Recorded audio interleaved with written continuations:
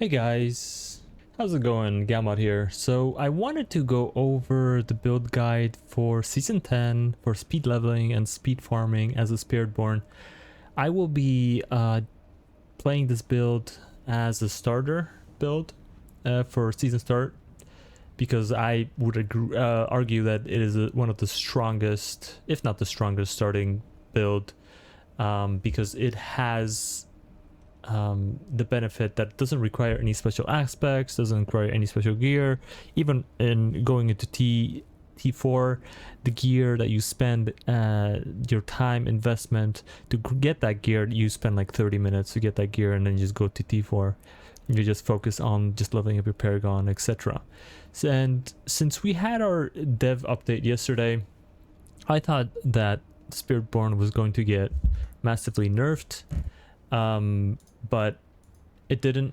So it actually got massively buffed, and we see that with the crazy multipliers from the legendary nodes from our Paragon board. Of course, our key passives got buffed, and we also got the Sunbird Gorget as a chaos armor. So that's a crazy amount of multipliers that are gonna really add up and help us get to level 60. Well, not level 60, more to T4 in just a couple of hours of play on day one. The way I broken up this leveling build is in really 3 parts, and then the 4th part is kind of chaos armor stuff, but it's really 1 to 15, 15 to 60, and then T1 to T4. So again, just in summary, 1 to 15 is, I already provided video around just using our crushing hand and toxic skin for leveling. 15 to 60 is using eagle as the primary call, so we generate the storm feathers and we kill everything around us. And then T1 to T4 is the Wusha Nakpa and loyalty's mantle to push through the torment levels.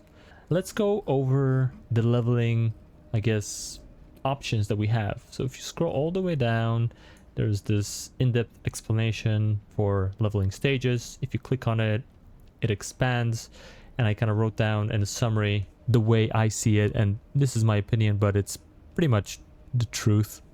I haven't been able to do anything faster. I haven't seen anything faster, and I would see that these two are probably the best. So we have Hell Tides, the Vessel of Hatred campaign, Stronghold, Nightmare Dungeons, Cross Undercity Whispers, the new mini Infernal Hordes, and the Chaos Rifts. So these are the seasonal ways of experience. Do not do these. Don't do them. First of all, Hell Tides. I would argue best early leveling for at least the Spiritborn. You can do, as I showed in my previous video, you can do Penitent from level 1 really fast. You can't really do it faster solo. 1 to 15 in 12 minutes or so. The other fast experience is from the Vessel of Hatred campaign, but don't do this from level 1 because you're just wasting the experience potential, right? Because you will get more experience at higher levels, well, up until level 50, and then 50 kind of, it needs a little bit more experience. But Vessel of Hatred, you should probably start it around level 30 to 40. And then finish off with Strongholds. Strongholds are always good to do. Again, you probably want to start doing them from level 35. And then the other ones are like Nightmare Dungeons. They're okay, but you don't really have sigils, access to sigils early game. Like Cursed Undercity, yeah, they're okay. Again, you don't have access to tributes early game, so that kind of falls out the window. Whispers, these are okay, but I feel like you don't really, they're just kind of good to do along the way when you're doing other leveling methods or other things. You just do them by the way. And then coming into the season 10 is these mini Infernal Hordes. Again, I tested it and PTR experience was lackluster, so I wouldn't do them even if I had these keys. But again, you don't have these keys, so you're kind of not able to do them. Chaos Rifts, again, tested it on PTR. Even though the devs mentioned that they reduced the damage of these kind of suck because the monsters have huge life pools and you're basically just wailing on the monsters, trying to kill them. And then you kill them, you get that reward, you open that chest, and you get 5%, 10% of your level. And you've been killing them for 5 minutes. And I could have leveled 3 times during those 5 minutes, because when you kill things in Helltide on Penitent, you, at least from level 1 to 30-ish, you level once per minute. So don't do this. This is an awful way to level. Even if somebody says that is good or it's a option, do not do this. It's crap. So those are our options. The way I chose to do it, and I kind of been spending many hours on trying to figure out the best and the most optimal way of doing it. I've managed to get it to about 2 hours from 1 to 60. And you see here, I kind of go over it early game. I actually start with the character selection. I pick the Best of Hatred campaign, but I do not start the quests up until like around level 35 to 40.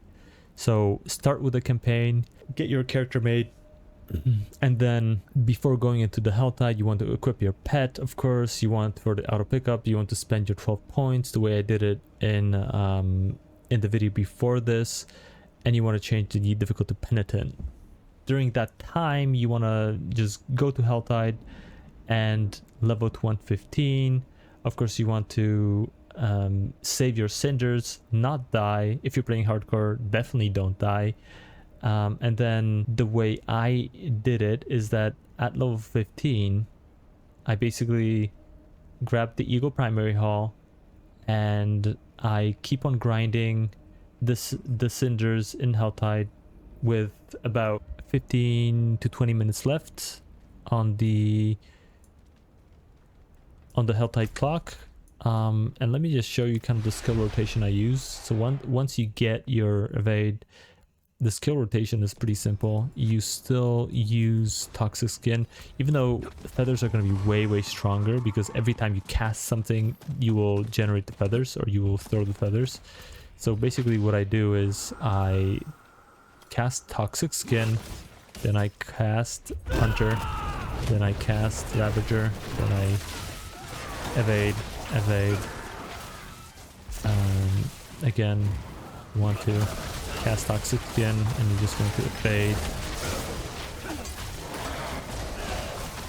And yeah, that's pretty much what you do until level 60.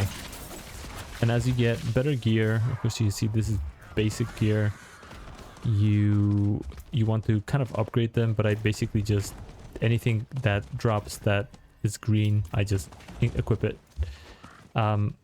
One other thing for this, I usually hold off on my Whisper. I hand it in as late as possible, because the items you get, if I hand it in now, I will get items around level 40.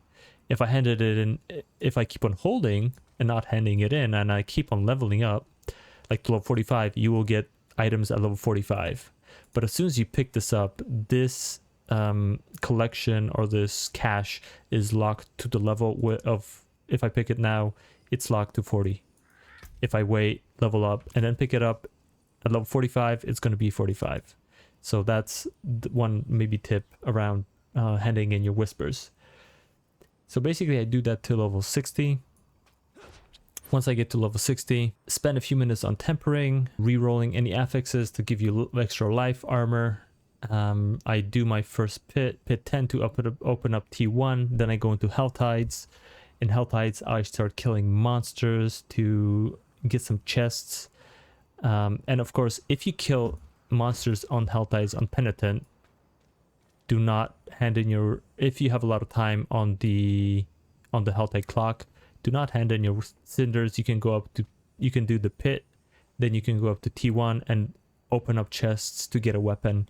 You want to prioritize the Helltide weapon chests to get a possible 800 1GA or 2GA weapon. This will like boost your damage like crazy. So I do this for maybe 5-10 minutes, 15 minutes, open a few chests. I prioritize weapon chests, jewelry chests, so rings, amulets, because those give you like DPS, and And once I do that, I basically save up my these baneful hearts. I save them up. I mean, I have a lot here, but you will have around 10 to 12. And then you can basically solo the maiden 3-4 times on T1. That will give you around 30 to 40 exquisite blood.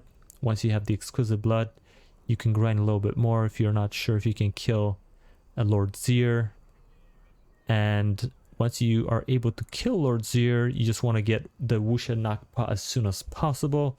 When you get this, you respec, pretty much you respec your weapon, your skill tree from Hunter to Seeker, and you're pretty much doubling or tripling your damage once you respec into this.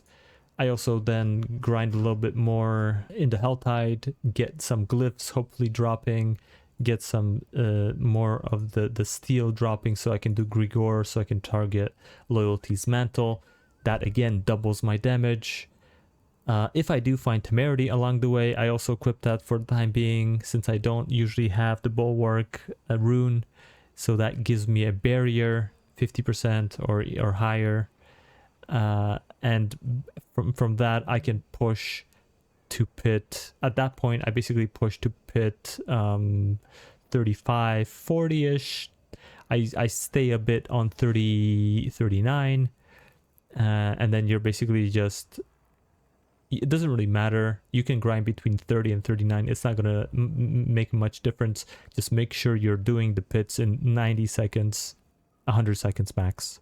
If you're doing those pits at that level, if you're not doing it in that time frame, lower the pit by a few and make sure you're basically doing it in the shortest time possible to get enough experience. And you basically grind till Paragon 100. I will also share this in the description. You want to, as you level up your Paragon, you want to focus on a few things. You want to focus on these. I guess I have to expand this so that you can see it. There's breakpoints. So basically at Paragon 9, you're able to get your first legendary node. You can get it a bit earlier, but I grabbed this 40 damage node. So you can get it like Paragon 6 or so. This will give you 60% multiplier. Then you have a Paragon 43. I grabbed my second one. I grabbed Drive 86. I flip that. I do Viscous Shield here, Sapping here, Drive here. 105. I grab Revealing. You don't need to grab Revealing. You could grab a different one. You could grab the you could grab, which one is it? It's this one, right? You could grab Convergence.